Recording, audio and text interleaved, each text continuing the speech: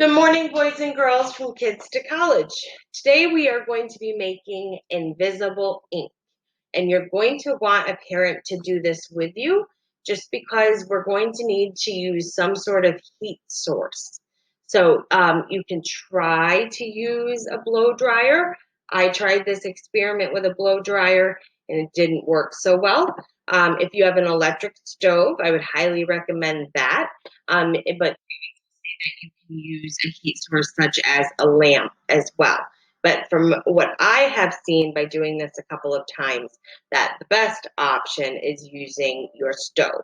Okay, so we want safety first. So if we're using the stove or anything really hot like that, we want to have parental supervision for that. Okay, so you can use a few things when you're doing this. You can use milk.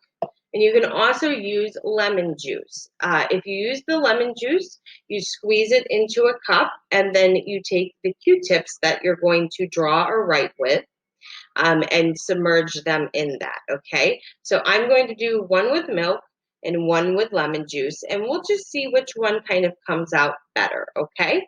So first I'm going to start with milk. And I'm not going to do anything too elaborate just because for the sake of time in the experiment, we do have to let what we write and draw dry completely before we put it over our heat source, okay? So I'm using milk. This is my milk side, okay? So I'm going to flip this around and I'm going to use the lemon side. And you could also just break up a lemon and kind of stick it inside of that lemon and get it nice and saturated with all of that lemon juice, right? Okay, and if some gets on the Q-tip, it's not a big deal. We just want to make sure we get all those good juices.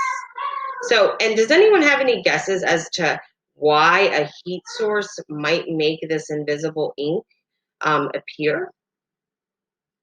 So think about that as we do this. Okay, so I've got it nice and liquidy. All right. So now I'm going to do my lemon on this side, okay? And just so we know, for the sake of the experiment, I'm going to write milk and then lemon juice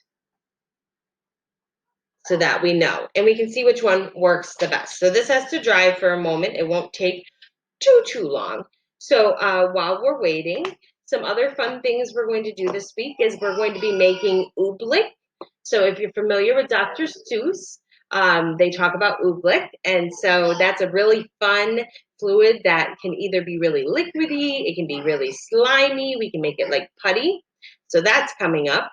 We're also going to make popcorn kernels, not the popcorn itself, but if you were to make homemade popcorn, the kernels jump around in a jar just by a simple chemical reaction that we are going to create. We're also going to make an egg float. So think about that and think about how would we make an egg float? How does that happen? Those are some of the fun things we're going to do this week. Next week coming up as well, we're going to make shaving cream Technicolor storm clouds. So that'll be super fun as well. And then just for anyone who has participated in growing your bean in a cup, I just want to show you the progress of mine. So in our stage of germination, we have our little sprout, right? But then we see this greenery that's coming out. This is going to open up and it's actually going to look like a plant. And it's feeling a little dry, so I need to remember to mist it with water every day. So I will do that after when I'm done as well. Okay, so it's looking like we're pretty much dry. So I'm going to go over to my stove and I'm going to put this over the heat source and I will be right back so we can see what happens.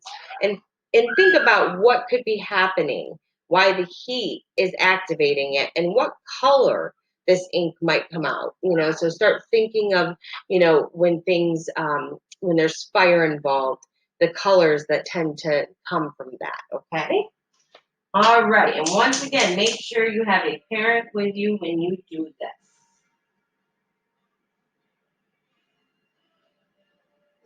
Want to be very careful.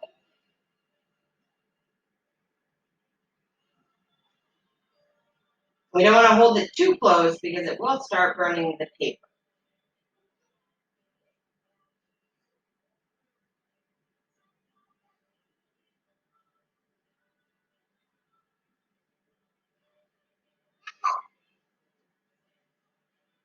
Okay, so far, the lemon juice did not take as long. The milk, however, is taking just a little bit longer. And that could have to do with the properties of it. Milk is less acidic than lemon juice, as you know, and it has much more fatty content in it. So that could play a role in as to why this is taking longer. Almost done. Okay, there we go. So we see our lemon juice and then our milk. We see the lemon juice came out much more pronounced than the milk did. However, it turned brown, and that is from oxidization.